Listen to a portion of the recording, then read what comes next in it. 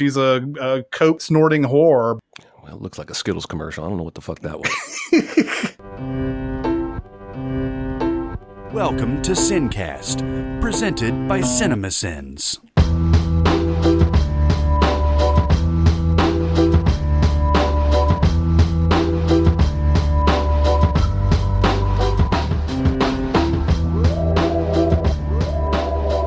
All right, everybody, welcome to the Sincast. This is Chris Atkinson from CinemaSins, joined as always by Jeremy Scott, the voice of CinemaSins. Hey. And Barrett Scher from Music Video Sins. Hello. And we're going to do this continuing thing where we're talking about the years in film since we were born. And this one is going to be 1983. You'll shoot your eye out, kid. Say hello to my little friend! Now, young Skywalker, you will die. 1983, on first glance, isn't a great year by any means, but I like a lot of stuff on here, and it's going to be a hard time for me to pick the best. And I'm sort of in the opposite place. Like I glanced over the movies from 1983 in prep for this podcast roughly 3 minutes ago, and I don't know if I'm gonna have a hard time finding one to throw my full weight behind to vote for. Well, let's throw out the Academy's. They picked Terms of Endearment, which is a good movie. I really like Terms of Endearment. James L. Brooks, who later would be of Broadcast News and of The Simpsons fame, did this one, and it's really good, even though it's a movie that is advertised as depressing disease movie or whatever it is, what do you want to call it.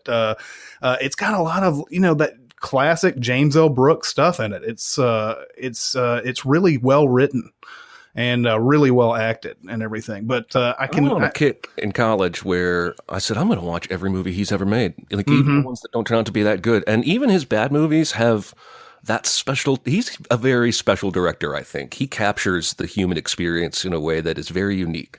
Yeah. So anyway, and he loves to cast Albert Brooks, who's one of my favorites. yeah, and they're not related. That's the weird thing. And Albert Brooks cast him in the movie, and I can't remember it right now, but he cast James L. Brooks in another movie. Nice. Obviously, the big one is Return of the Jedi, and it's. What do we think about Return of the Jedi 33 years later? Well, this is special for me because this is the first Star Wars movie I saw in theaters. And same here. I'm pretty sure my mom had to lie to my dad about where we were going, or just, I don't know, like really persuade him. So my mom, my brother, and I'd seen the other two. I think we rented them from the library or something. Maybe they'd been on TV, and I was a Star Wars fan, but this was the first time I got to see it in the theater before anybody else knew it was going to happen. So I think I end up liking Return of the Jedi more than most of the Star Wars fans. It seems to be third on most people's list for the original trilogy. And I like it a little better than that. I never had a problem with the Ewoks, and maybe that's because I saw them when I was 8 years old, the perfect age for Ewoks. So I like it more than most. I'm still not sure I can vote that my best movie of 1983, because I think it certainly does have some flaws. Yeah, I think that there's this sort of thought that it's that nobody likes it these days, which I don't think is true. Right. I think it's just the Ewok thing is what gets people. That's what they. Yeah, the Ewok thing gets people thinking, this isn't a good movie or whatever. I don't know what it is. I like Return of the Jedi a lot. It's just not Empire, that's basically what comes down. And when I saw this when I was 6 and I was, I loved it. So, I mean, it was Star Wars and everything. So I was all about it. But, later on you watch it and like, okay, well, Empire's better. Return of the Jedi still has a lot of great stuff in it though. Yeah. It's gotten a lot of backlash on this. And mostly I think it's because Darth Vader becomes a pussy at the end of it. Yeah. Yeah. And I think that's a big thing. There's the Ewok thing, and then there's the Darth Vader pussy thing. Mm-hmm. Being that he's like one of the, and this is actually something that we talked about in retrospect. Vader should have been on one of the greatest action movie villains on our last podcast, but he arguably is one of the best villains and baddies and like pretty awful person the whole time, especially after Empire. And he kind of just melts. And I know that's the whole part of it, or the whole point of it, but it just turned off a lot of people. I don't know. I've seen Return of the Jedi many, many times, and I guess there's some sort of unsaid interplay that we're supposed to believe that Vader is going to turn there at the end. And I don't know if I've ever bought it, you know? Yeah. I've never bought it, really. It's kind of like just at the last minute, he's like, okay, power good comes in. I'm going to throw the Emperor off into the big, huge, you know, it's the Star Wars death trap. There's always something that can throw 98,000 story drops somewhere. Yeah, always. And if a Star Wars villain, by the way, in the next few Star Wars movies, these Star Wars villains need to stop building those. That's basically what it comes down to. They're not going to. They're going to stop. They have to stop building them so that you know, some of the Sith Lords can still, you know, hang out and everything. All right. So what else stands out to you guys from this year in terms of 83? Obviously, Scarface is jumping out at me. For a bunch of different reasons. Okay. So Scarface is one of our movie recipes that we just did, and I you know, I sort of have to toe the line on what we talk about with Scarface and everything, but I don't like this movie. Oh, really? Really? No. Why it's don't not you good. like this movie? Oh, it's not good at all. It's first off, oh, it's terrible, Bear. At all in the movie recipe. No, I didn't. Was this the one where I said, I haven't seen this in so long, you're going to have to carry this episode? Is that this movie? Yeah. And so I proceeded to talk about Scarface in a normal, sane, logical manner that, you know, that of a person that looks like he really loves Scarface. But I hate this movie so much. Oh my God. And why do you hate this movie so much? First off, it's so goddamn over the top. And it has no redeeming qualities whatsoever. Like, I don't understand. Here's the thing. I actually recently watched it again. I've seen this movie 3 times. I recently watched it again just for that movie recipe thing. And like I did say this in the movie recipe thing. It's one of the most hilarious scenes. And it's funny. We just talked about this, you know, X-Men Apocalypse, how funny that bow and arrow scene is in that. Well, this movie has a hilarious scene to me when he goes and he tries to find his sister, and he tries to find his buddy, and he knocks on the door, and he goes in, and he sees his buddy, and he sees his sister. Like, obviously they've had sex and everything, and it's like it's going through his mind, and he's like, oh my God, I told my buddy not to have sex with my sister. Now I got to kill him. And he kills him, and the sister comes down, and she's like, we were going to surprise you when we got married. And I was like, what? Dude, does Scarface at any point in this movie seem like the guy who loves surprises? No, he doesn't. And I died laughing when I saw this scene. I was like, you thought it would be a good idea to surprise him about being married? That is fucking hilarious.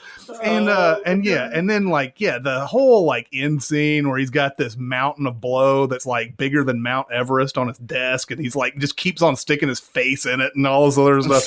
It's just that's insane. That's so yeah. I mean, and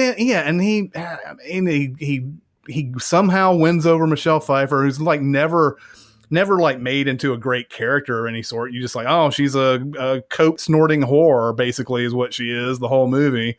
And like they get married, and then like sort of a switch flips, and like, oh, they have a bad marriage. Well, I guess we figured that. It's just there's nothing in there there's nothing there to grab onto where you're like, oh, all these things make sense. It's just pretty much all the inevitability that comes up. Like, what would happen if this guy rose to power? Well, we'll show you, but we'll show you without the story that leads to that. And okay. Here's where I disagree with you on that point. Is that's the perfect, instead of what you see in a lot of these movies is these arcs. We talked about character arcs a while ago. When you see these arcs where the guy that comes from nothing, that has street smarts, that becomes a big mogul and actually like he becomes this man of power and business and anticipates all the moves. This was not that. This was a drunk ass hustler, drug user with a limited intelligence that just literally wanted to viscerally kill anybody in his way, and just mitigated that enough to find some way to get to power and then the money and all that stuff. And that's why he has such a vicious downfall, is that like he let his ego just go, and he's complete id. There is no check to this guy except for those little scenes at the beginning where he's trying to flirt with Michelle Pfeiffer and he puts on the hat and everything, you know. He's got a few redeeming scenes, but overall he's just like this ugly dude that does ugly things and gets an ugly death for it, you know? And I think that's kind of the cool part of it. I think it's way too long, and you're right, it's way over the top. My God, I think that's more Oliver Stone than it is Brian De Palma. Yeah, well, in Oliver Stone, I read a whole bunch on it too while I was, preparing for this movie recipe. Like, Oliver Stone was actually dealing with his own cocaine problem while he wrote the script, and shocking, and all that. And this was originally supposed to be an actual remake of the 1932 Howard Hawks Scarface. Yeah, a little different. Yeah, a little different. I watched that one too. I saw. The original Scarface is essentially about Al Capone, even though it's not, they don't name him in that. And then De Palma, of course, directs this. It's not about Al Capone, but then he goes and does the Untouchables, which is about Al Capone later on. It's awesome. Yeah, and the Untouchables is amazing, and just for a De Palma movie, it's just it feels like he's lost some of his his mojo in this movie or something. I don't know. He doesn't do the same kind of De Palma-esque techniques in this. Maybe he was trying to go for that. Well, I'm gonna make a studio picture here, and I'm just gonna behave or whatever. There's not very much in the way of De Palma-ness in this, but I think you're right about the Oliver Stone thing. And if you ever want to, there's a great stand-up act. There's a great stand-up joke about this. John Mulaney does about Scarface, and he talks about Scarface, and he's like Scarface he's like, it's a terrible movie or whatever, and he's like, well, okay, maybe it's okay, but it's really terrible. And he's like, but even if I say that Scarface is okay or whatever, I hate it when people put it together with other movies. Like, I had a friend the other day who was like, I like The Godfather and Scarface, and he's like, that's like saying I like food, I like lobster and Skittles.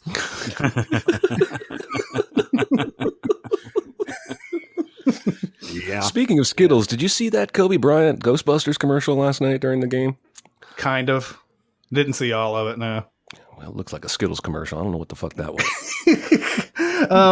1983 was an unusual year as far as just lots of okay, so you had Octopussy, which was a canon James Bond film, and then you had Never Say Never Again, which was not a canon Bond film that took Sean Connery back into the role, because one of the producers who either got fired or he quit back in the 60s had something left in his contract that said he could still make a Bond movie as long as it was a remake of Thunderball.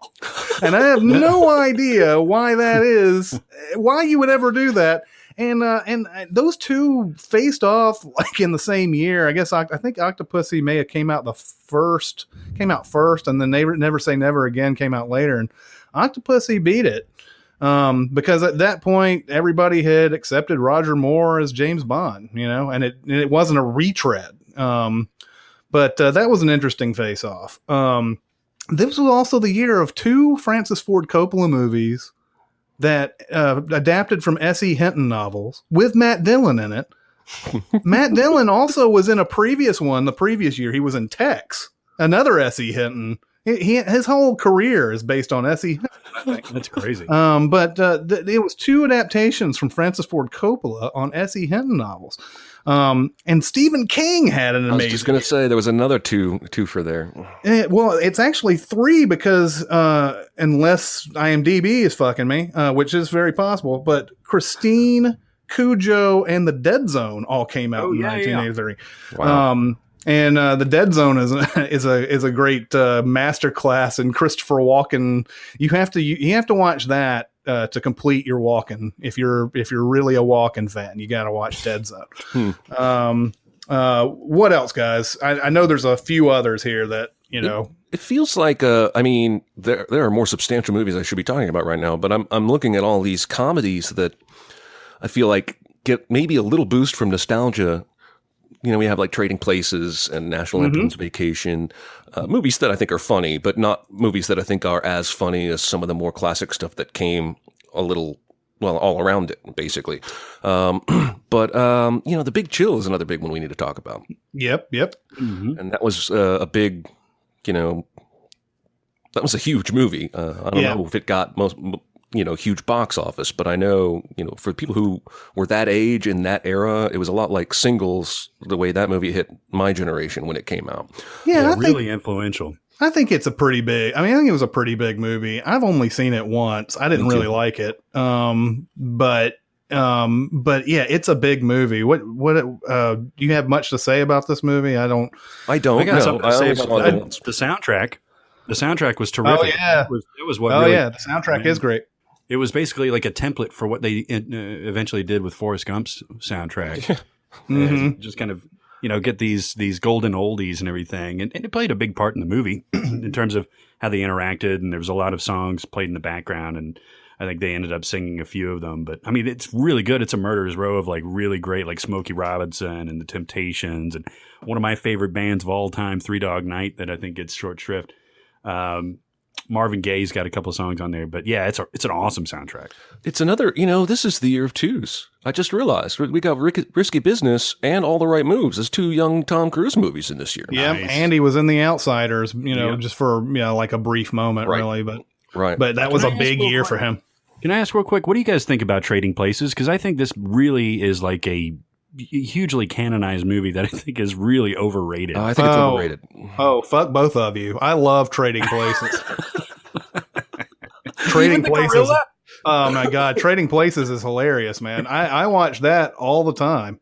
Oh my God. Talk about something that goes off the rails in the third act. Yeah, right? But it ain't no fucking Scarface. I'll tell you that right now. There was probably the same amount of cocaine being ingested in that movie, though. You're probably right. Did you guys ever see The Day After? Mm-mm. They showed this shit to us in school. This is the one about like nuclear holocaust and like. I thought it was about premarital sex. Bombs off. The Jesus out of me for a long time because again, I was 8 when the movie came out. I think they showed it to me when I was in like 5th grade or something.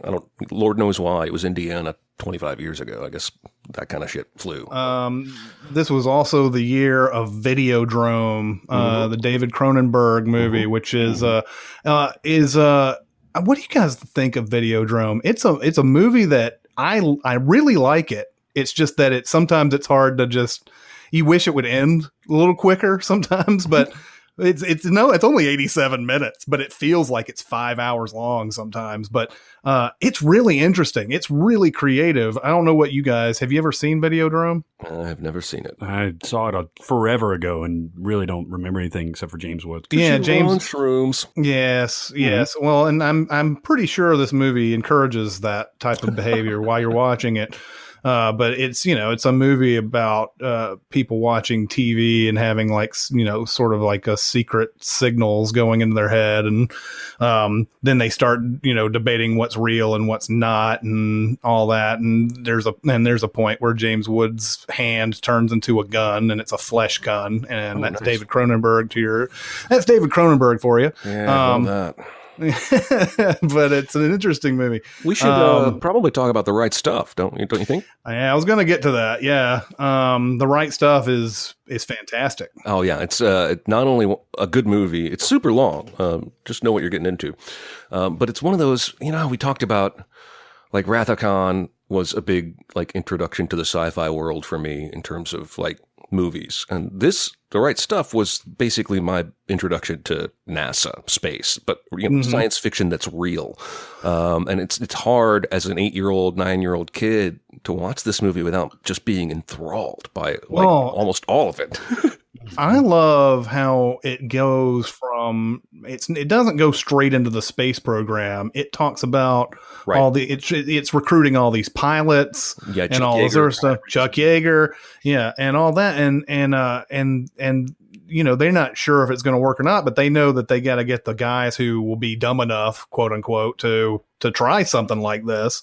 And it, it takes its time, but I don't think there's really 1 minute of that movie that's not enthralling in some way. But it is really long. Oh, it's super long. But, I don't think there's ever once that I'm watching the right stuff going, man, I wish this was over now. Because they actually show so many great things in it, and I enjoy it immensely. Barrett, you got any others? I want to mention the one that I've watched the most out of this year, A Christmas Story. Yeah. That's got to be mentioned. Yeah. Oh, yeah. I mean, I as I looked over this list last night, I was thinking like that may actually get my vote. Like that's a really terrific comedy that holds up over repeated viewings. Yeah, of course it's seasonal and everything, but it's really good. Like there's a reason that like It's a Wonderful Life stands the test of time, or White Christmas, like Jeremy watches, and A Christmas Story. This is a good film, and it's relatable, and it's funny, and it's in the Midwest, and those kind of like family values and everything, and it's got the iconic images of like the leg lamp and stuff like that. Yeah. Still in the background of the Pardon the Interruption guys and everything. Well, I mean, this is probably because it's a period piece, but it holds up really well. I think like when I watch it in modern times, I don't feel like it's dated at all. Yeah. There's a reason why TNT plays this thing 24 hours on Christmas Day, and what's funny about it is that you'll watch it and it comes back on again, and you're like, all right, well, I'll just watch it again. Why not? Beats talking to my family. Yeah. Well, we also have. Anybody want to mention anything about Superman 3? No. Like its main cultural contribution is being an office space. So that's basically it. My comment on Superman 3 would be, let's not forget to mention Wargames also came out this year. Yes. I actually saw this again recently, and it does not hold up very well, at least in terms of feeling dated. But at the time, playing into the Cold War fears and the new boom in computers, I think it had an impact for at least a while there. And most everybody I know my age saw it. And again, it's not going to get my vote, but at this point, I'm just trying to get to the movies that someone on Twitter is going to cuss us out for forgetting to mention. Yeah, I'll mention a few here. Mr. Mom is one that I used to watch all the time. It's another HBO classic for me. Like used Talk to watch. About dated though. Right? Oh yeah, totally. Come he's on. a guy and he's at home. Yeah, exactly. With kids. Yeah, and his wife works, and it's so terrible. What an asshole. But Michael Keaton is so good in this. It's basically a star-making turn for him, and he's so good. But I used to watch Mr. Mom just all the time. It's amazing how many times that movie came on, and I used to always watch it. Another one that I saw, Silkwood. I talked about last week how Meryl Streep doesn't seem to be in very many great movies, but Silkwood is probably my favorite Meryl Streep movie.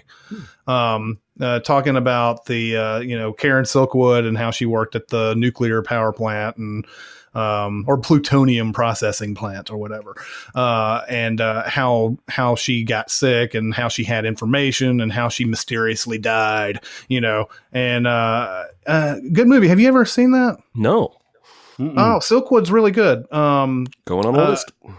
Yeah, I would recommend it. It's definitely not great, but it's got some good scenes in it, and it's got a good story. So, I'm just thinking about, I don't know, Jeremy, you saw this probably. It was either on the subreddit or on Twitter or something like that, where somebody said, like, could you compile every single one of the movies that you mention on Sincast and put it in a spreadsheet? Thanks. Thanks. I was thinking, like, how that's many easy. fucking movies do we cover? Yeah. I do get a kick out of the people who are, like, intentionally trying to watch the ones that we really talk about, like, a lot, with a lot of, like, Sneakers and Glengarry Glen Ross and State and Maine. A lot of people, like, one guy tweeted me a week ago, like, I've seen State and Maine and Sneakers, both were awesome. What's next? So, I don't know. Yeah.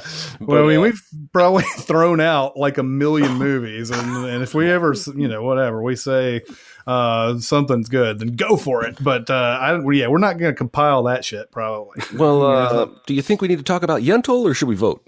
Oh my God, Yentl. I do want to bring up one thing that I ran across because I'm not going to talk about Yentl. I have seen the movie though. There's somebody out there listening to this like, man, I can't wait until they get to Yentl. They're going to get to Yentl. They're going to get to it. I've been waiting for it a long time. How the Scarface fans feel. Jesus. Yeah. Oh yeah. Oh well. Yeah. I mean, you guys. I mean, what? Barrett loves it. I don't think we do, Jeremy. But no, I mean, I saw it once, didn't really like it, and mostly forgot it and relied on it. I think Scarface. By the way, I think Scarface does have that kind of. Is dichotomy the right word? Where people don't. There's a lot of people who love it. It launched 1 million rap albums. Yeah. You know, I mean, there's a lot of people who love Scarface, but then there's another section there's a sizable section like us who hate it. Yeah. But except for Barrett, and he'll one day start a rap album. He's already done it. I'm sure. But there was one other one that I ran across. Well, one I ran across for 1983 is Zelig, a Woody Allen movie. It's a fake documentary. And it's really good. And I was surprised to find out that Zelig, Gordon Willis did the cinematography, and Gordon Willis is a legendary cinematographer, and he did The Godfather and The Godfather 2 and all that. He didn't even get nominated for those movies. Oh. And he did for this, and he won it, I believe. I think he won for Zelig. But Zelig is a really, if you haven't seen Zelig, this is a really interesting, one of those sort of deep tracks Woody Allen movies that, I would recommend going to see because it's really funny. So I would recommend Zelig. But anyway, it's going on the spreadsheet. Yeah, it's going on the spreadsheet. How are we supposed to be voting this time, Barrett? Yeah. For this round, we're going Barrett, Jeremy, and Chris. All right. Ooh, sweet. Okay. Chris has this deciding vote. I do. Unless we both vote the same thing. Yeah. All right, let's hear it, Barrett. Possible. I bet it will be possible. I made a strong case to myself for Scarface, and I personally can make a very good argument for it, I think, as being a really influential, not just for hip hop, but like in general. It's a very influential movie style, culture wise, but I can't really vote for it. As I look at it, I swear to God, it's weird. I thought about Return of the Jedi, but the one that is my favorite out of this is A Christmas Story. Mm-hmm. Mm-hmm. Okay. Number one. I have no qualms with that. Yeah, I mean, it's quality. We just mentioned it. It's a cultural impact out the ass. So you'll shoot your eye out. I think is still a quote all over the world. So yeah, it's everywhere. Yeah. Oh yeah, I got no beef. That movie's the reason I know not to stick my tongue on frozen poles. Mm-hmm. I triple dog dare you. I know, right? There's just so much in there. It really is. And nothing's really been made like it since either. No, it's Wonder Years reminds me of that movie. Yeah. Right? Oh yeah, that Wonder Years definitely. Mm-hmm. But other than that, there's nothing else really quite like it out there. So I tip my hat to you, and I vote The Right Stuff. I think Apollo 13 is fantastic. I think The Right Stuff is better. I think Space Cowboys is terrible, and The Right Stuff is better. It's a combination of nostalgia for me. I saw it at the right age when a young boy is going to be awed by the space program. But let's not forget there's some really good talent in this movie. Really great actors doing a really good job. It feels very realistic, and that's my pick. I'm just gonna shrink over here and see what Chris does. Is that the first 3+ hour movie that's been nominated? Maybe, but it's not a lot of 3+ hour movies. At least not before 83. Well, I mean, we had chances, but like when Gandhi didn't really have a chance. And although I don't know, did Gandhi hit 3? I think it had to have hit 3. That's close. But it was never going to be nominated for us anyway. But I'm actually surprised this is not going to go past one round. Oh, wow. Really? Yeah, I'm The Right Stuff all the way on this one. In your face, Barrett. Yeah. In your face, 14. I don't have any problem. BB gun. I don't have any problem with A Christmas Story at all. I don't. But when it just comes to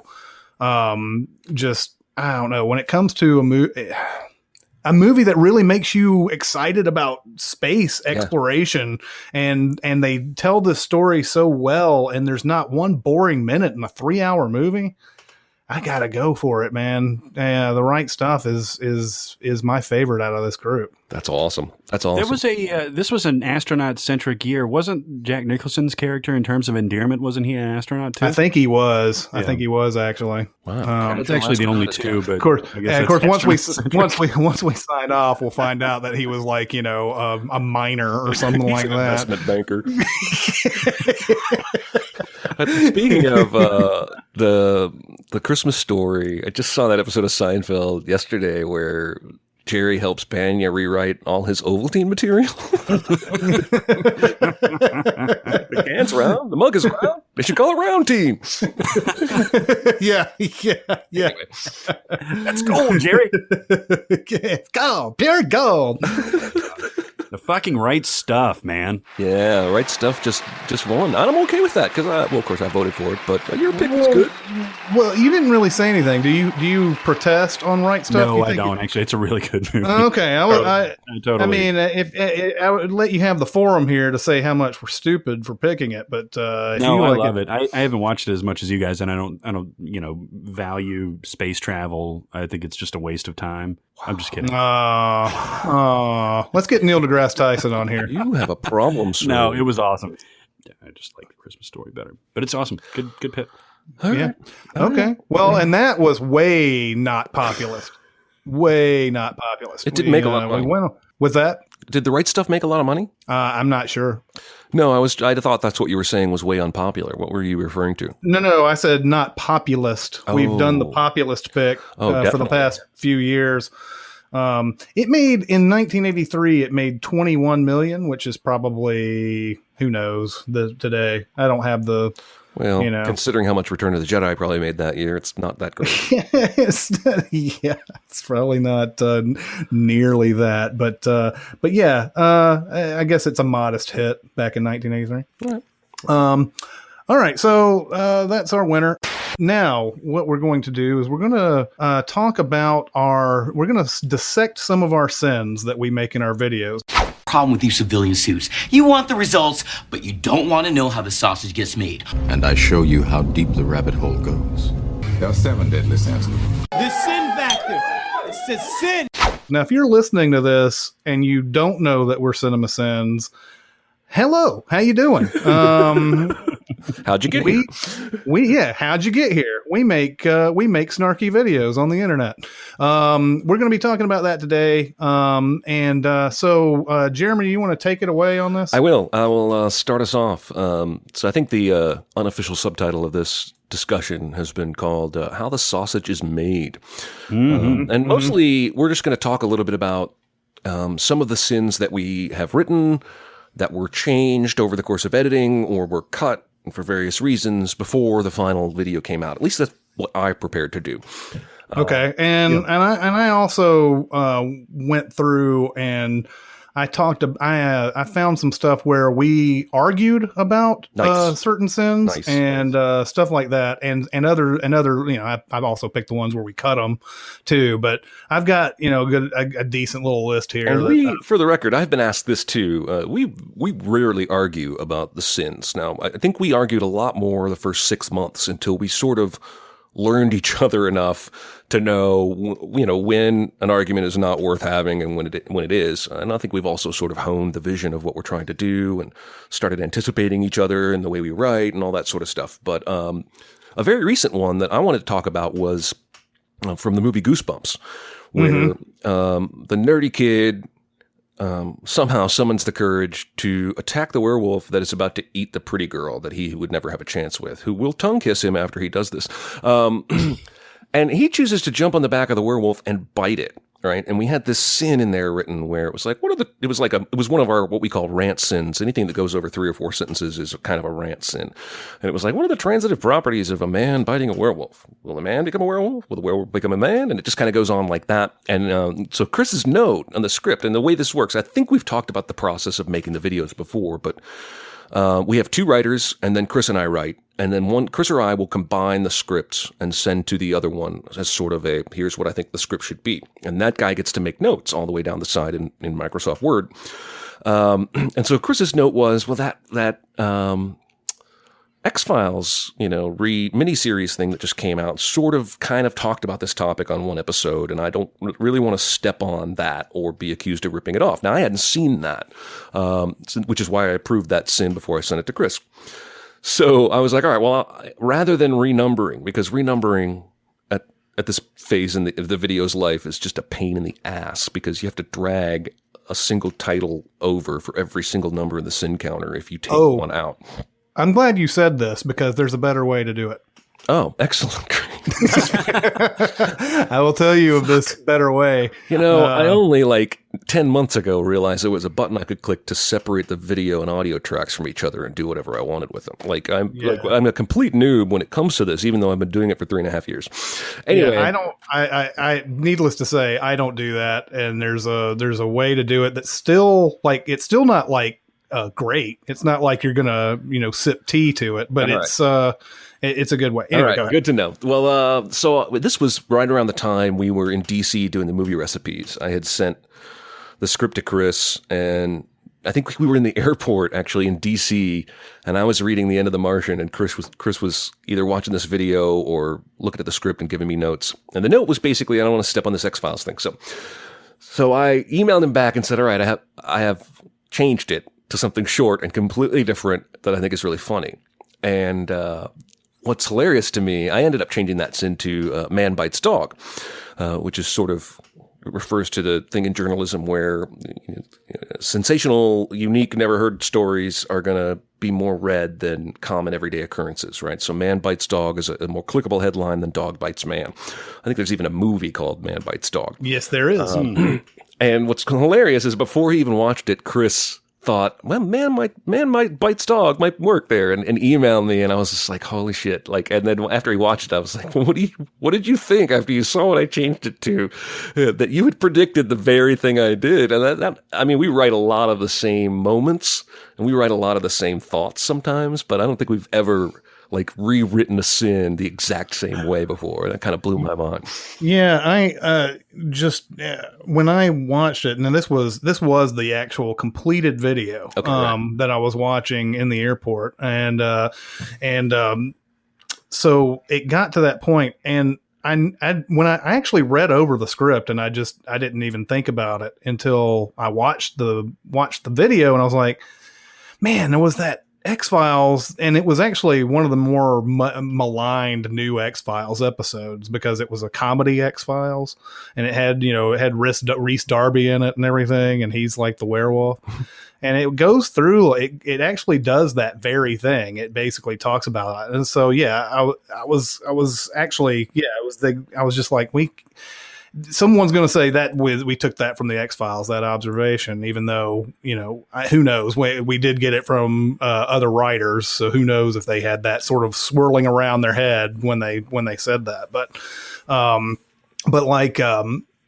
Yeah, I said if he changes it, Man Bites Dog would be a nice easy one. It'll shorten the video down a little bit and everything. And sure enough, that's what it was. That's all. And I was and watching the video, the second version, I was like, oh my God, he changed it to that very thing. So it was exciting. And I think what I find, at least when I was doing research for this podcast, is that we usually improve things when we do this kind of thing, right? I think Man Bites Dog is a much funnier, shorter, snappier way to chip at that moment than a 4-sentence, hilarious scientific wondering about, what would happen. Right. Oftentimes when we find these and go, let's rewrite this or let's find a different observation to make, we end up finding even something better. So anyway, that's my first story. What do you got, Chris? Okay.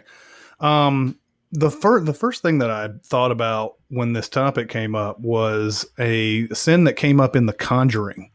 And I don't know if you remember this, Jeremy, but that we were up 3 or 4 a.m. in the morning, going back and forth on this one sin, and it was the best Latin I've ever heard sin. Do you remember this? I do remember. I didn't remember it was 3 or 4 in the morning, but I do remember going back and forth on the Latin sin. Well, because it's funny because a lot of times what will happen is I'll send an email and then like you'll go and do something or whatever and then send back another email. By that time, that email comes in, I'm like, I've already sort of maybe possibly changed my mind about this or whatever.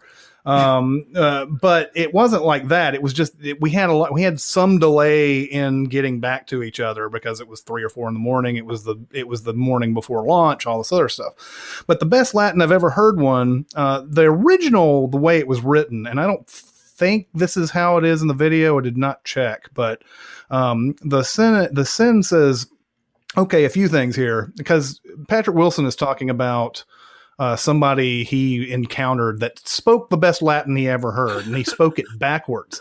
And so it says, okay, a few things here. Latin is a dead language. No one alive today knows what good speaking Latin sounds like. Also, how can you tell someone's Latin is good if it's being spoken backwards? How can you even tell it's Latin at all? And I wrote that, right? Yes, you did. Okay. And so when I saw it, I think we changed it to something else, but it was whatever I suggested we change it to, because I read the email today. I actually found the email.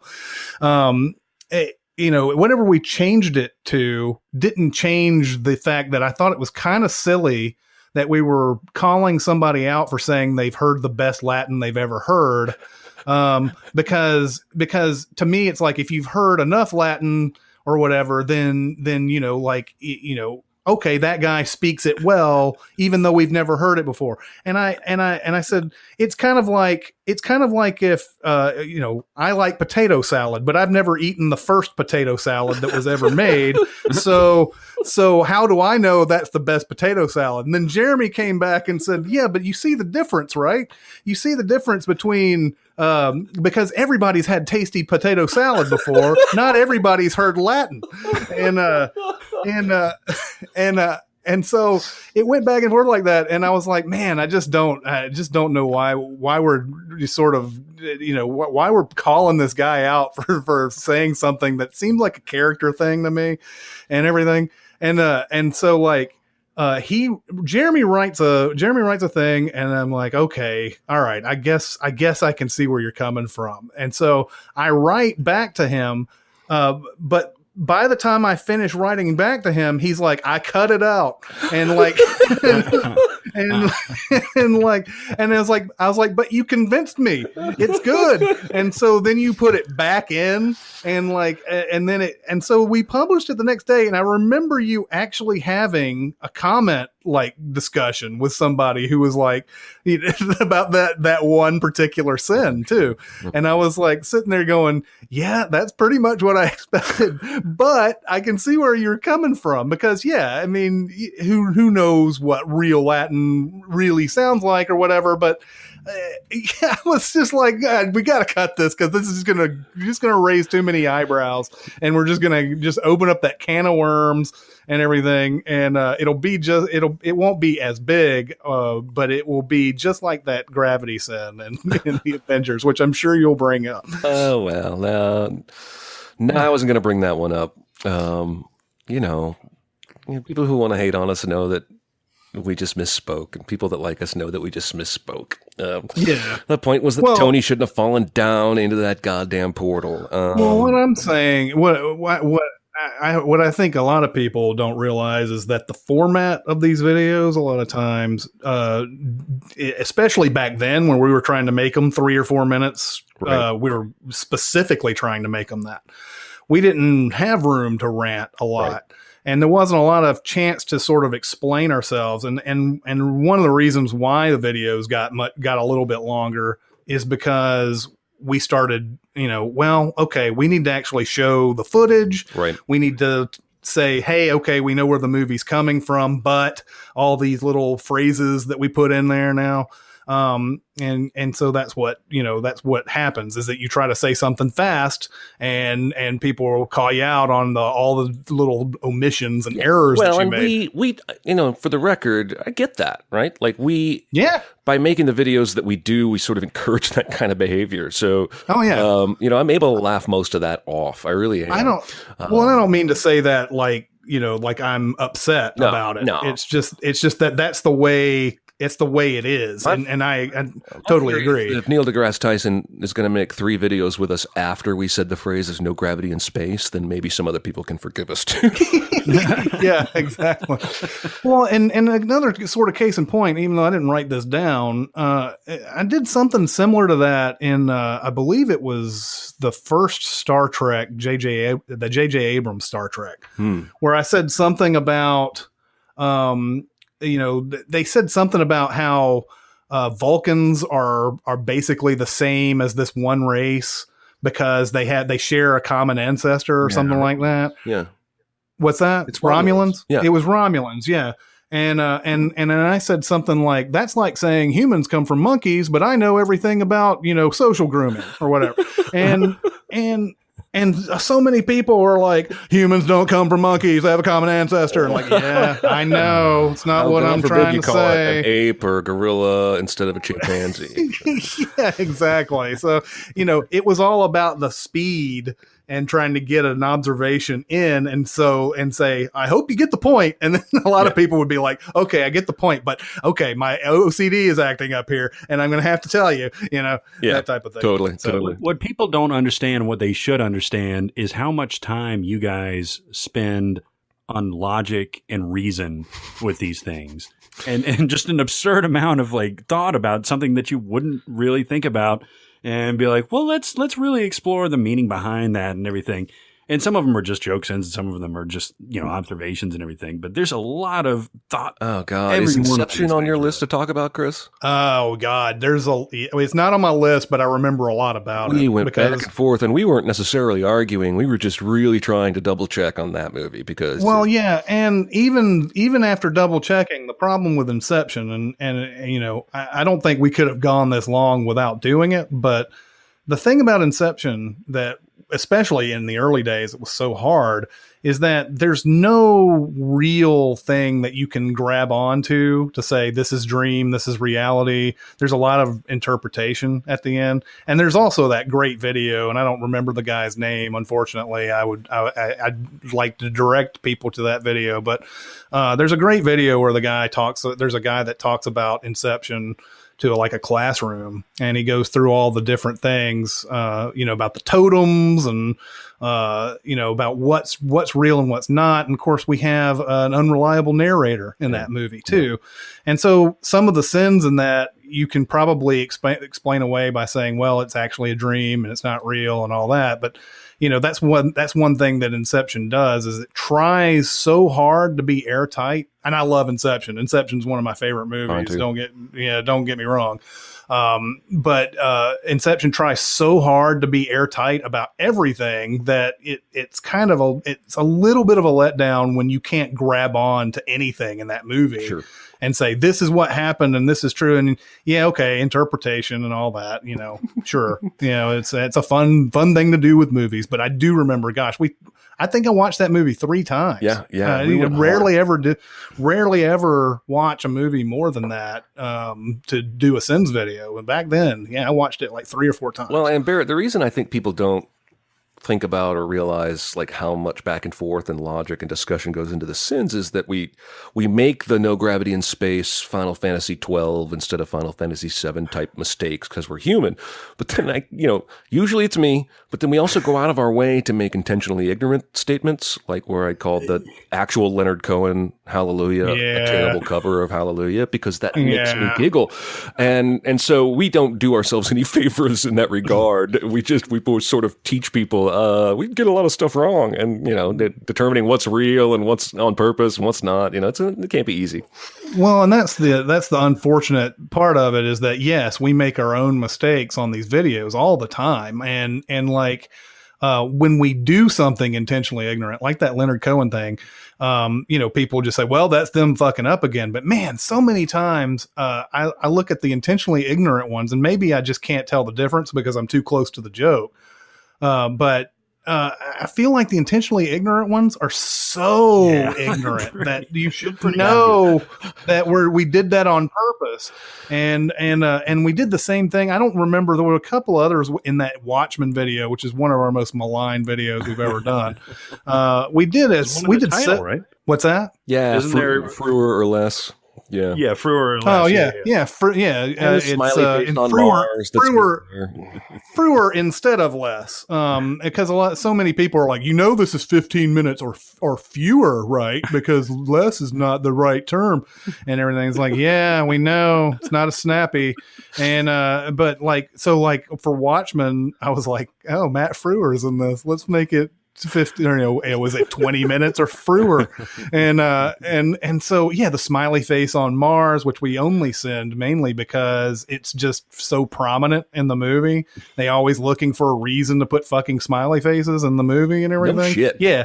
It might be real, but it doesn't matter. It doesn't matter that it's real. So like, yeah, that stuff happens all the time. And I don't know. It's like, I'm sorry if we make mistakes occasionally, but we're also doing a lot of stuff in fun and in jest. So keep that in mind too. I mean, what's the average sin count for a movie? I mean, it's usually 130 is usually max, right? Yeah. 130 is about average these days. Mainly because I don't know what it is, and it's kind of a coincidence, but I remember when a lot of these videos, when they'd start getting cut down or whatever, 130 to whatever is just like a perfect, it's like a perfect time to get to around 15 minutes. We don't try to get to 15 minutes, but like those are like, yeah, the 130 is usually all right, like your average or whatever. But then every once in a while, there's something that gets in the 150, maybe to 160, 170. I will cryptically tell you, there's a couple coming up in the next couple weeks that are going to be well under 100. Yeah.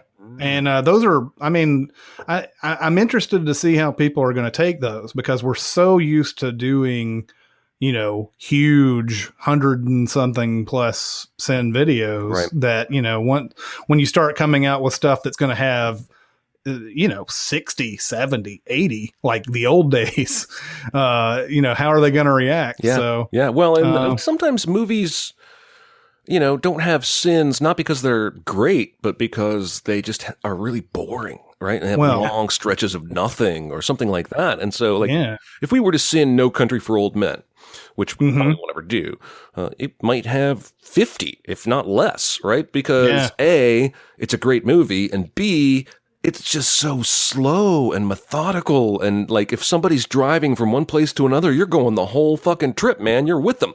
And I'm not going to sin that. This car ride is boring, ding. Like, and so sometimes a movie just doesn't present sins the same way as a common movie would. So, yeah, it's like Star Trek, the motion picture, which we recently did, is filled with long takes of just nothingness. And it's obvious they're like trying to go for some 2001 thing, but what Kubrick did in 2001 was he made that shit interesting, and it moved fast. Whereas in motion picture, it's like they're just kind of slowly. And my favorite sins that I personally wrote in that one is just how many times Bones just walks in and looks concerned and then just walks out and does nothing. He's never given any dialogue or anything. Just walks in.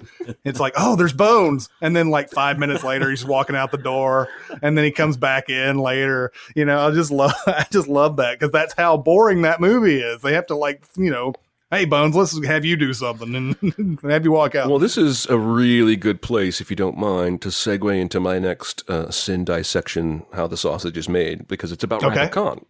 Which is I know what you're about to say.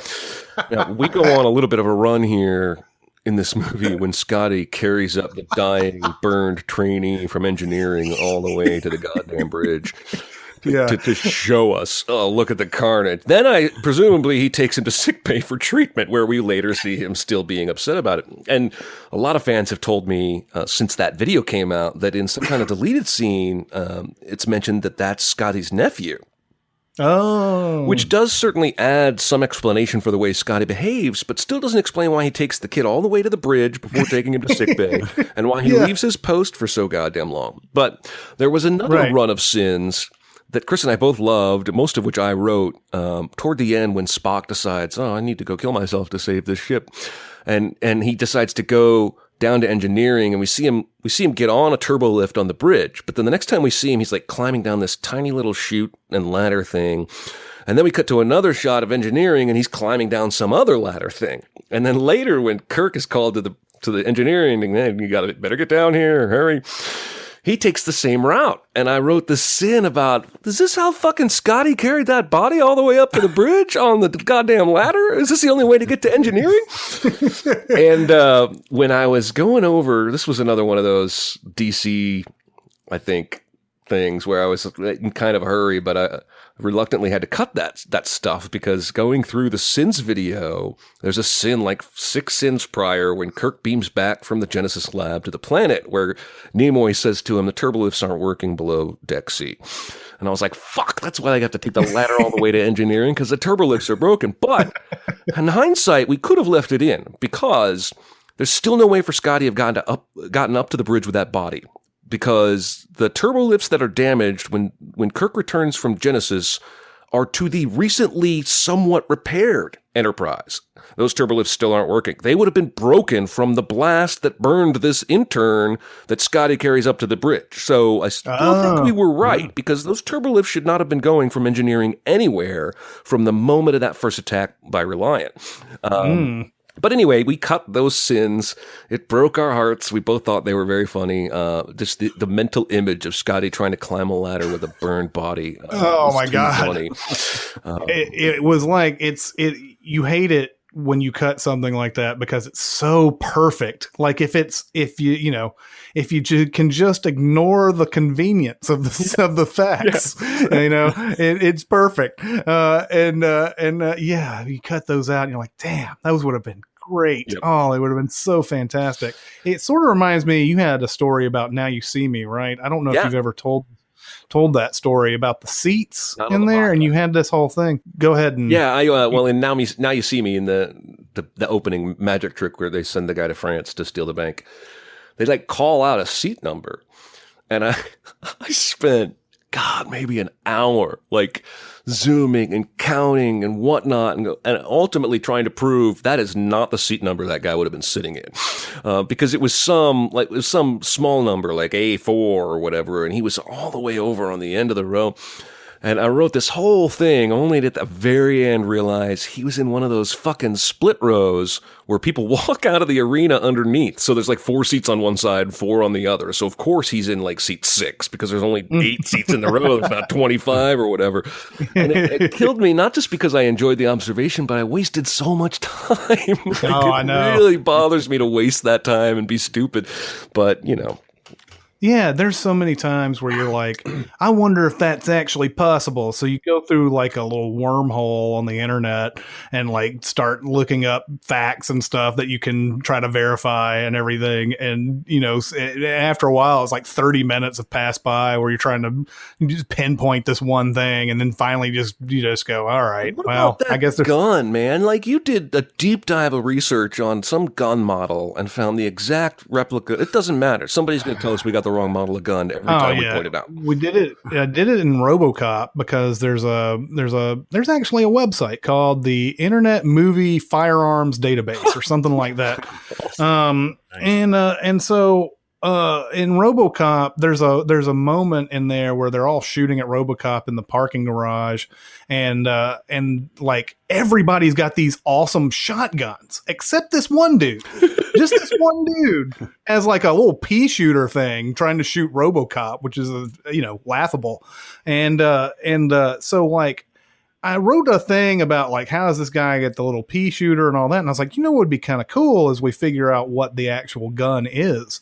And so I went to that website and I found out that they're like Mossberg bullpup shotguns or something like that. And we put that in the sin. It's like all you guys get, Mossberg bullpup shotguns. This guy over here, he gets the, a water gun or whatever. And then I think there were all these comments saying those aren't those guns. That's this and that and the other thing or whatever. And it's like, okay, I guess can't win. Yeah. You know what I meant, but all right, whatever. I mean, what's funny to me is I feel like there's a Grand Canyon between, some casual research and actual expertise that people expect us to be able to make up, right? Like, I didn't fight in Desert Storm. I don't know the goddamn names of the different bullet types. I mean, do a little Googling. We're comedians. We're not like experts in everything. So, if we get close, we're generally okay with it. Well, and a lot of times if we're getting something wrong, it's not the sin that we think is wrong. It's just some sort of fact we've thrown in that, Well, it's the gravity and space thing, right? I am 100% dead right about that sin, but because we phrased it wrong, that's all anybody can see. Yeah, and that's the unfortunate part of it. But again, it comes with the territory where we can accept it, and we're dealing with it. I wouldn't write intentionally ignorant sins like the Leonard Cohen thing if I couldn't deal with it. I would just, I would actually that's true, be because fact checking everything. Yeah, because that's what is immediately going to come to there's going to be 50 people who tell you how wrong you are about it. And you wouldn't do that without being able to take the abuse. Yeah, you're going to get it. Yep. Okay, so I got a 3-pronged one on Dark Knight. There's one that we cut. There's one that the fans came out in droves that was weird about. And then there's one that I wrote that it's when you're trying to come up with this quote unquote character that we've made for this this video, for these videos, you're trying to come up with something that he would say that possibly will piss somebody off. Right. So I wrote it this way, but unfortunately you can't really separate yourself from what you do and how you actually are. So there was one in there where Bruce Wayne, he has this technology where he's able to reconstruct fingerprints from a shattered bullet. Yeah, that's good stuff. And I'm like, so I wrote this thing that said Bruce Wayne has the technology to reconstruct fingerprints from a shattered bullet that went through a brick. So why hasn't he also invented time travel or a girl that has orgasms? And so obviously you had a bunch of people who came on there and said that, oh, sure, blame the woman for not being able to have orgasms, and women can have orgasms, and all these different things that were like, okay, not the point, just throwing in a stupid joke. And, there was I remember, people saying like, oh, this is like 1980 stand-up comedy, blah, blah, blah. It's like, no, wasn't making an observation like a stand-up comic would. I'm just putting that in a character's mouth who's trying to piss you off. And I'm going to deal with women not having orgasms. Yeah, exactly. I'm going to rudely interrupt your three-prong attack for just 1 second. Well, similarly, in The Dark Knight Rises, we have the Catwoman's apartment dwelling roommate, and there's a scene in there where look at this bitch, and we're sexist for using the word bitch, even though A, in the movie, the character's kind of a bitch, and B, that's not what we meant, and C, this is a persona. The nerd who lives in his parents' basement, who thinks he knows everything and is very often wrong, would definitely call that character a bitch, right? And so, to be true to you may not think what we do is funny. And anybody who tells me I hate your videos because they're not funny, I don't spend any time thinking about that. It's great. Go on your way. I get it. Comedy is subjective, but this is comedy. We're not trying to accurately count all of a movie's actual mistakes. And the people who hate us, they think that's actually what we're trying to do. Most of them, many of them. And that is not the case. So anyway, the Dark Knight trilogy was full of sins like this that brought out the ire and then completely miss the point of the sin, like that Anne Hathaway's roommate character is completely worthless and just tacked on. And they focus on the wording or what have you. But what are you going to do? Yeah. And I thought the line was funny because I'm equating an invention like time travel, right, with women having orgasms, which is so absurd. Right. And how can anyone take that seriously? Yeah, and of course, I mean, the many things that people bring up to say that we're sexist, that's one of those type of things or whatever. I saw some asshole on Twitter was like, they're also sexist because every time a woman's on screen, they say the scene doesn't have a lap dance, and I'm like, oh my God, where do I start with you? every scene that a woman's on screen, we do that. We haven't done that joke in 2.5 years, God damn it. Yeah, and then when we do, it's sort of an ironic callback to it did or it with whatever. James Bond and Silva in Skyfall. Like, it's not a woman thing. It's just, it's just a joke, people. Like, stop taking us so seriously. Another one that was interesting on The Dark Knight was the one where Batman rounds up one of the Joker's goons or whatever after that big shooting it's the mayor speech and all that, and all that stuff happens, and he rounds up this one guy, and Batman says his name is blah blah blah blah blah, he's from Arkham Asylum and all that, and I was like, how the fuck does he know that? How does he know that, dude? Does he have a roster of Arkham Asylum like in his head? And I'm sure there's some people who are like, yeah, he totally does. He's Batman. But so that was basically what the sin was how the fuck does he know this guy? And so many people were like, well, that's the guy who played Scarecrow in the last movie. Yeah. Duh. What the fuck? And I was like, how can you confuse this dude with Cillian Murphy? Yeah. How in the world can you do that? But there were a lot of people who said that. And there were a lot of people who thumbed it up too. Well, and I was like, that actor's in this movie. Like, I think we've said this before. He's in all 3 movies. Like, the guy you're saying this is in the movie at another point, and it looks nothing like it. Yeah. And that guy's name is like something like David Dastmalkin or something like that. He was in Ant-Man. He was one of the crew in Ant-Man too. But that was such a weird one for me. When we used to do comments a lot, I was always interested at a lot of the stuff that people would come up with as far as what the mistakes we made. That one, the one in Iron Man 2 where I said that Tony's in Queens and he flies to a rooftop in Queens or whatever, and somebody was like, no, Tony lives in Malibu. That's not Queens. And I'm like, and I was like sitting there going, I fucking lived in Queens, and I know that he's in Queens because they're in that expo center at the end, and like he flew to New York and all that. So I know he's in Queens, but he said, oh no, Tony lives in Malibu. He's in Malibu there. And I'm like, and there were like 50 people who were like, yeah, totally. And I was like, what are you talking about? Yeah. And what is it? The other one, I guess this is somewhat devolving into comments we got, but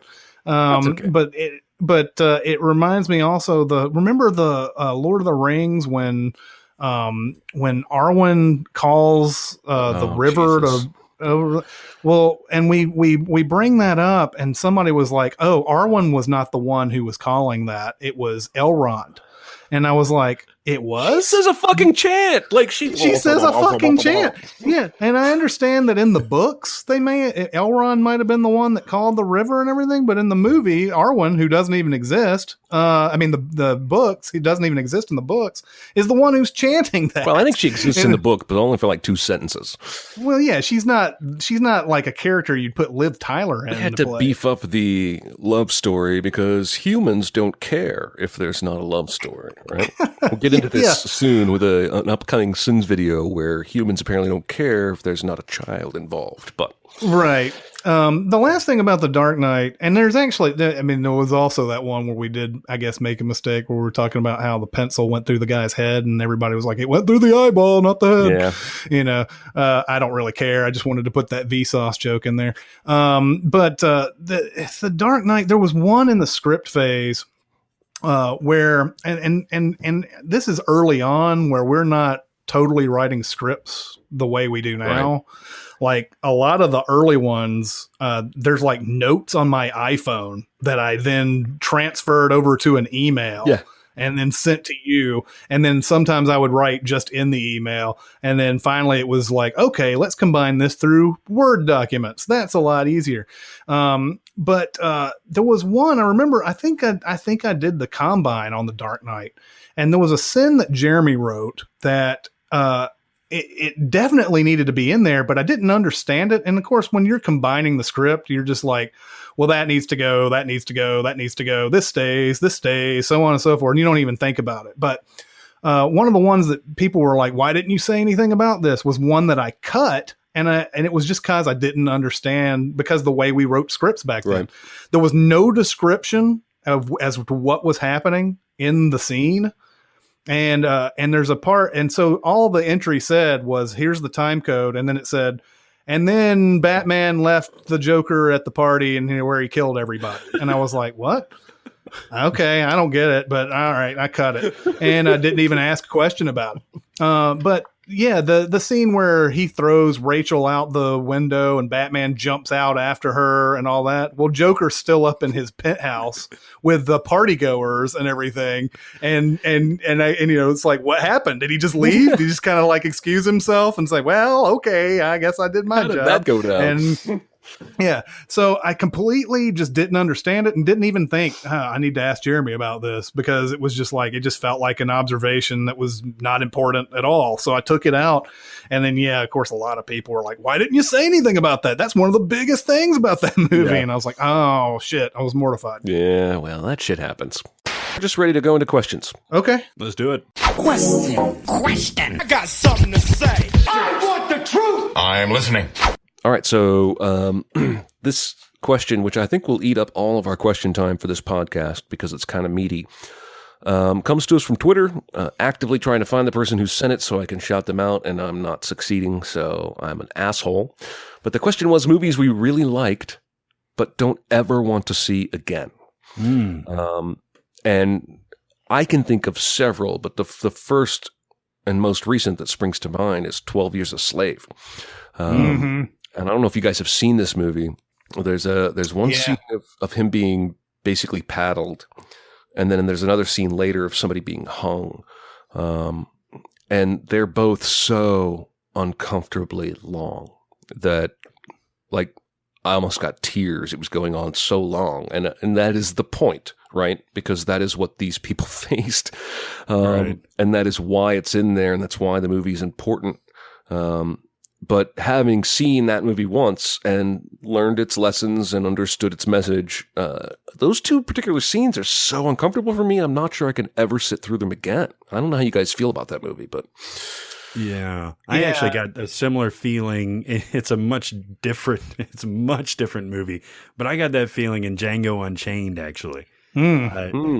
Specifically where he's hanging upside down towards the end of the film and everything, and they're taking the hot pokers and everything, and basically about to castrate him, and that thing goes on and on and on, and just squirming, and you're like, oh man, yeah. And the opening shot of that is just like staring at him from behind and just kind of like doing that whole shot, and it was it's that sort of torturous thing that is not very comfortable, actually. Yeah, right. I agree. And I guess this question sort of lends itself to these type of movies, right? Yeah, I mean, sure, yeah. I mean, Schindler's List is another one, right? Okay, we see this and we understand. We don't truly understand, but we understand that this is a horrible, horrible thing that should never happen again. And it's it's very well made and very well done. Like, I don't think I have seen Schindler's List since I first saw it in the theater. But I've seen scenes of it and everything. There's a lot of like great scenes when you're talking about like Liam Neeson and Ben Kingsley and all that. Yeah. And those are great scenes to watch, but I don't need to see Schindler's List again. I don't really need to. And at the same time, I totally get why this is on your list for this, this question. Although I've probably seen Schindler's List 8 or 9 times. Like, it's not on that list for me. And the things that happen in that movie are horrific, and I'm not comfortable when I see them happen. But maybe it's just the score. But something about that movie keeps me coming back over and over again. But no, I totally get it. It's something that makes you uncomfortable, but really happened and needs to be shown. That we're going to get a lot of answers like that in response to this question.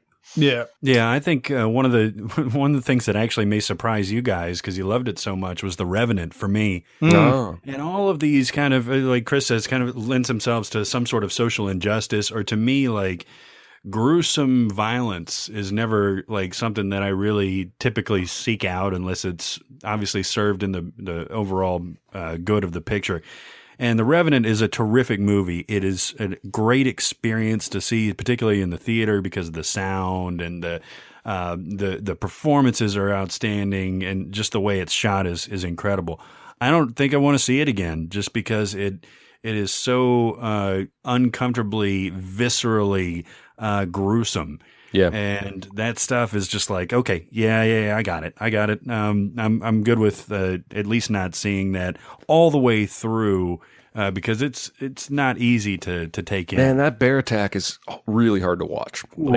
And again, that's the point, right? Like, if it wasn't right up to the line and maybe one step over, it wouldn't elicit the emotion in you that you really need as a viewer. But yeah, I recently watched it again a couple weeks ago, and it's still just as hard to watch. Like, it goes on for so much longer than you expect it to.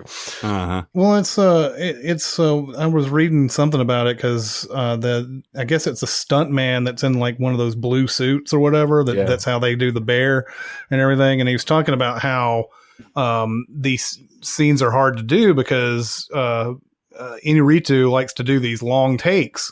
So like and everything has to be choreographed just right. So it's like 2 minutes long of you like just going ballistic for, and it just never ends. And then it's like, all right, let's do it again, But yeah, that's a good one. I mean, I can see that. I mean, it's, but that's one of those, like I would put The Revenant in sort of the same category as American History X in that there's one really horrible scene in it that makes you not want to watch it, but everything else around it, it's not as bad. And I mean, as far as violence is concerned, and you can enjoy the movie. I mean, you have to kind of forward through the one scene because it's impossible to watch. It really is. But The Revenant, like it feel like once you get past the bear attack, then it's still violent, but it's not like that. Yeah. It's I don't know. Yeah, you're right. It definitely goes the downhill in terms of the violence after that. Speaking of American History X, I assume that's probably on a bunch of people's lists, maybe because of that gruesome scene and everything. But that is a terrific movie to rewatch. Yeah, it really is. Over and over again. Between just to see Ed Norton is it's probably one of the most underrated actors in Hollywood, right? I know he's supposedly to be a dick, complete dickhead, right? Yeah, I know. Multiple stories that he's impossible to work with, but his acting is phenomenal. And his transformation. Look at the difference between him and Primal Fear versus American History X versus Fight Club versus like he absolutely transforms Just himself. watch the score. Right? Where he play acts as, somebody with a severe mental disability in order to gain access to the place they want to rob. Like, he's a phenomenal actor. That's the same thing in Primal Fear, right? He does this whole flip-flop. Exactly. And so I think we're conditioned by that curb, jaw stomping scene. We forget that, like, he's a good guy in this movie, right? He's reformed. Yeah. He's desperately trying to keep his brother from falling into the same path he did. And I think that's overshadowed a lot by the flashback black and white violence that we get of him in his skinhead days. And you were talking about the dickhead thing. That's the movie where he has most of his dickhead stories, and that's because he disagreed with the director, Tony Kaye, about a lot of stuff, and he ended up, like, partially directing the movie. If Legend is, but I think there's 5 or 6 movies that have stories. I think he's basically up there with David O. Russell in terms of there's enough stories I'm willing to believe where there's smoke, there's fire. Like even that Keep the Faith with Ben Stiller and Jenna Elfman, I'm pretty sure he was like reported to be a monster on that movie. Well, I wasn't getting at the fact that he didn't do it in any other movies. It's just that particular movie is the one where most of the stories come from. I think you're right. But yeah. Well, I will give a mention to Requiem for a Dream. Ooh, yep. Good one. If you ever want to know what it's like to be a drug user and you're not one who is hopelessly addicted, just watch this movie. And if that doesn't explain to you why I never want to see it again, then maybe I'll mention the final scene where we see a bunch of people chanting ass to ass as the heroine character and some other girl are doing each other with a double butt dildo. Like, this movie it might as well be subtitled "Shit You Don't Ever Want to See." And yet I can't deny its greatness. It's great. Well, and not to mention, I'm sorry, I have to mention this. There was one time at Chris's place when he lived over in the middle of the city that we were all over together and we were drinking pretty heavily. And at some point, like somebody said, just throw a movie on. And I was not in my right mind, man. And I got up and I grabbed Requiem for a Dream. Nice oh my God. In the middle of the party. Nice Luckily, work. my That's a cousin party Ryan movie. came over and he was like, "What the fuck are you doing, man?" Oh, shit. That's what that is. Sorry about that. yeah, well, and not to mention, there's that Jared Leto's needle sore that shows up later on in the movie too. And there's so many things about that movie that are just distasteful. I've seen it a lot of times. It's kind of like, I've seen it mainly because I love the style of it, and I love that interplay between Ellen Burstyn, Leto, Wayans, and all that, and that music's playing all the way through it. And the movie cuts through all this stuff, and it's got that awesome music to it and everything. I haven't seen it in forever, but I know exactly what you mean, because it's such a hard movie to get through, and it's great, but it's just like, I don't need to see that again. It's great because exactly it's what you mean. trying to make you feel that uncomfortable, and it has to accomplish its task. And I, just like all these movies you're talking about, I totally get it. Like, I just don't, it's like Tarantino with the animated blood scene in Kill Bill. Like, I don't need to ever watch that ever again. I totally know why you did it. I get it creatively, but like, I don't ever want to see it. Not at all. I'm going to let you guys go a couple on these, because there's very few that I won't watch again for whatever reason. So I don't have a long list. So I'll let you guys go on it. I do. I mentioned this before that I thought this was a way overrated movie, and I actually literally could go the rest of my life without seeing it. It was The Hangover. Oh yeah. Like, I watched it once. I've actually watched it a couple of times, but it still didn't make me laugh very much in the second time. And I think it's completely inessential when it comes to comedies, when it comes to Vegas comedies, when it comes to drunken, disorderly comedies. Like, I have no need to see it again. I know it's star-making performances and everything, but I'd rather watch Fear and Loathing in Las Vegas another time, or like Old School another time, or something like that, rather than to put that comedy on. So if it comes on, I wouldn't throw my wallet at the TV and break it and shit like that. But I also, wouldn't go out of my way to put anything on. Yeah. So. I'm going to throw one at you that's a little different.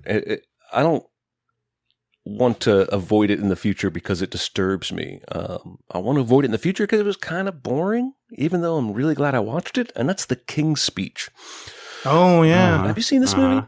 Yeah. I think it's fantastic. I think the performances are great. But it just feels like one of those movies that will bore me if I watch it again, because the real powerful moments and lessons I remember, and I don't need to see them again. And the rest of it, people are going to think I hate England, but that's not the case. But that movie is just a little bit boring for the point it's trying to make, is all I'm saying. And I saw it once. It's good enough for me. Move on. But very similar to The Passion of the Christ, right? Oh, yeah. To see what the fuss was about. I was raised pretty hardcore Protestant Christian. He shot this movie in Aramaic, and Caviezel was struck by lightning twice. I'm like, I'm going to watch this movie, but having seen it, I'm not going to ever go watch that movie again. Like, I forgot that he was struck by lightning twice. That's like, I know, man. How is that even possible? Really, and of course, that one just goes under the category of that movie sucked, and I don't want to watch it again. That's basically what that came down to. Well, and I can't make an objective decision on this movie because, I think I saw it at a time in my life where I was still religious enough to have been moved by some of it, but it's so overtly violent. Like, it's so over the top. Yeah. Like, it goes way beyond The Revenant and 12 Years a Slave and trying to make its point. It's emotionally manipulative. It really is. It really is. It's, I'm going to make you feel a feeling through gore. essentially. It's so funny that, South Park later, because, they made Bigger, Longer, and Uncut. They had a lot of stuff with the MPAA that they had to deal with on that movie. And then Passion of the Christ comes out. And and they make it rated R, but you can allow children in to see it because they actually made an episode about that where the kids went to go see Passion of the Christ, and that same box office guy who wouldn't let them in to see Terrence and Phillip movie is like this movie is rated R, but because it shows the absolute horrible nature of the way Jesus died, you can come and see it. Because it's religious and we have a lobby. Yeah, exactly. Wasn't that episode called The Passion of the Jew? It was. Because Cartman wants Kyle to see how much his people, according to Cartman's view, his people killed Jesus and everything. So Kyle sees it by himself later on in the episode, and he's just like covering his eyes and just all this stuff. And then he finally because of that movie, he's like, yeah, I never understood Cartman. I never understood. So he actually gets turned around by watching the movie. We're about to wrap it up here. I have one thing to interject though, and it's about last week's episode. Last week we talked about movies from the IMDb top 250 that we haven't seen, and the one that Jeremy said that I should go watch is Singing in the Rain, and because I had not seen it or whatever. So, and obviously I should be chastised for that because that's a great movie. I went and watched it. Oh wow. Yeah, like I saw it the next day or whatever. And perhaps I should be even more chastised by the fact that I had seen this movie. I thought you were going to say you didn't like it. No. I had seen it before. I saw it like 5 years ago, I realized, as I started watching it. And I was like, oh yeah. Holy shit. The whole thing. Did you enjoy it at least? Yeah. I did. I enjoyed it the first time. I just forgot I saw it. That's awesome. And so I knew right off the bat when you start it and everything, there's that, that little title card where they're all three walking with umbrellas and they're like, singing in the rain and singing in the rain. I'm like, this is oddly familiar. And like, then Gene Kelly comes in and he turns to the camera and starts telling that story. And I'm like, this is so...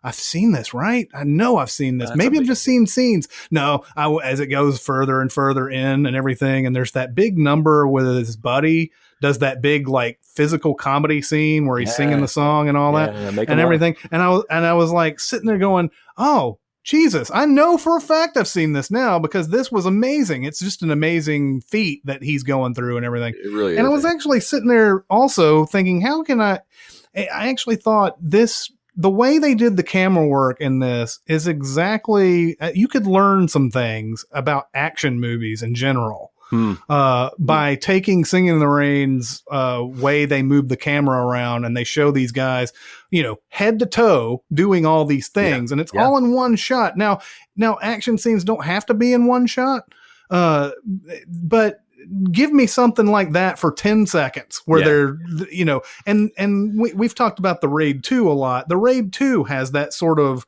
one camera, low to the ground, and it's almost ballet. It's just like it's Singing in the Rain, only it's violent. Yeah. Good call. And it's, I remember when Jackie Chan movies first started becoming popular in America and everything. Rumble in the Bronx was the first one that came here. Even though I think it was like 2 or 3 years old or something by the time it got here. And I remember Nashville scene critic Jim Ridley, who recently passed away, I'm sorry to say, was talking about how Jackie Chan is like a modern version of Buster Keaton and Charlie Chaplin, the way that he goes about his his things, because he takes props and he uses them for comedic effect. They're action, but they're comedic at the same time and everything. I think people could learn things from watching these Chaplin, Buster Keaton, Singing in the Rain, The Raid 2, all these other type of movies when they make their action scenes. And I really just wanted to say that two things there. I had seen this movie before, That's awesome. And I just didn't remember it for whatever reason. I don't know why. I really enjoyed it the first time, but I just forgot it.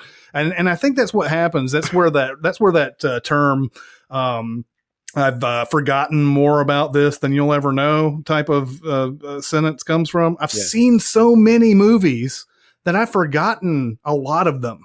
And sometimes I'll watch a binge full of movies and I'll be like, all right, I saw those. And then a year later, someone will ask me, did you see that? And I'm like, no. Yeah. And they'll be like, well, I was in the theater with you. I'm like, I actually got a text from Jonathan that very night. We were talking about Singing in the Rain and everything. He's like, yeah, you remember that movie? And I was like, no. He's like, well, we went to see that movie together. And I was like, and I had to just think about it for a minute and then get some details. And I was like, oh, yeah, that movie. Okay, yeah, totally remember now. You know? It gets even worse than that, man. Like on that, there's a great thread on our subreddit right now about like that I really enjoy, movies that you ended up watching because of CinemaSins. And somebody in there was like, Oculus. I never would have seen that otherwise. And I was like, my first reaction was, did we sin Oculus? Yeah. I've not only seen it and sinned it, I forgot both. So I totally understand what you're saying. Yeah, I mean, it's just what happens sometimes when you see so many. I've seen thousands. Anyway, that is the Sincast for this week. Please keep going to SoundCloud and telling us what you think of our particular episodes and everything. We are enjoying hearing all that. And but that will be this week's. And this is Chris Atkinson with Jeremy Scott and Barrett Scher. We will see you next time. Thanks for listening. Comment on our episodes on our SoundCloud page. Check us out on YouTube, Twitter, Facebook, and Reddit. And be sure to visit CinemaSins.com.